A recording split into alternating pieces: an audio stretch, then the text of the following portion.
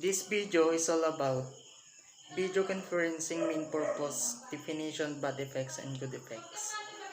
The main purpose of video conferencing is to enable face-to-face communication between two or more people in different locations.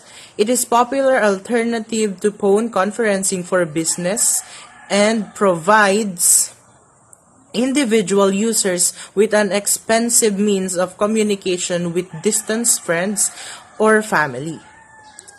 Microsoft developed or has made its own video conferencing software, which is NetMeeting, available for free download as a part of various Windows operating systems. Some indications suggest that video conferencing may someday eclipse more traditional modes of distance communication. Definition of video conferencing. Video conferencing refers to any live video communication between two or more parties in two or more separate locations. These video connections generally include live audio and text as well.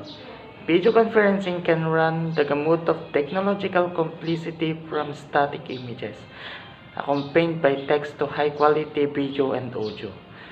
The simplest version can only connect two locations, but the more sophisticated versions can provide transmission between three or more locations at once. Now here are the good effects of video conferencing. Reducing travel is considered VC's main advantage. However, the benefits of video conferencing are much more far-reaching. In fact, that least benefits of VCs makes the biggest impact. One big benefit of video conferencing is it reduces the amount of time wasted in meetings. In a survey of 4,700 users, the top benefits of video conferencing were called as increase efficiency and productivity, which is 94%, increase impact of discussion, which is 66%, and expedited decision making, which is 87%, and reduced travel of 87%. Well, that is the good effect of video conferencing, which is very suitable in today's new normal style of educations, or in new normal style of our lives. So video conferencing is much or the best aid for communication. Like today's we are suffering for COVID-19 or any hazards or typhoons.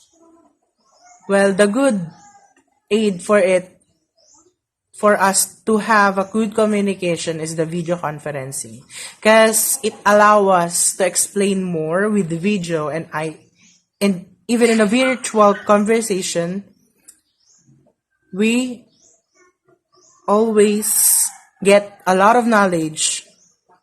We can rewind it, we can forward it, so we can gain more knowledge in video conferencing. So that is the good effect of it. So that's all in good effects of video conferencing. Bad effects of video conferencing. Screen exhaustion.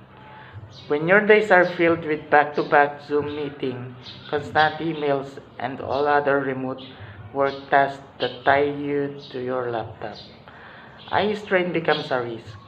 It's often one of more notable effects of virtual meeting versus face-to-face meetings. Second, physical exhaustion. Ironically, now video conferencing often involves a greater degree of physicality than we might experience in the span of a comparable in-person meeting with our co-workers. But it's easy to see why. If you want to be seen as an active meeting participant, there's an underlying expectation to keep your camera setting. By showing up as an avatar, you may worry about appearing absent or indifferent even if your mic is on. You are actively involved and you're giving your full attention to the discussion. Isolation can cause social anxiety.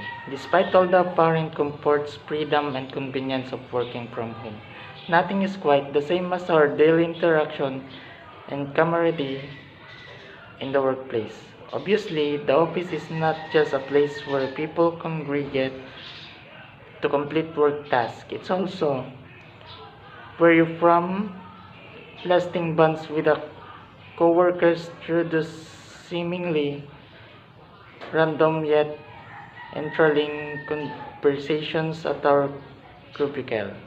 The lunch hours you share each day in the breakdown with friends, and the times you would meet everyone at an after hours event.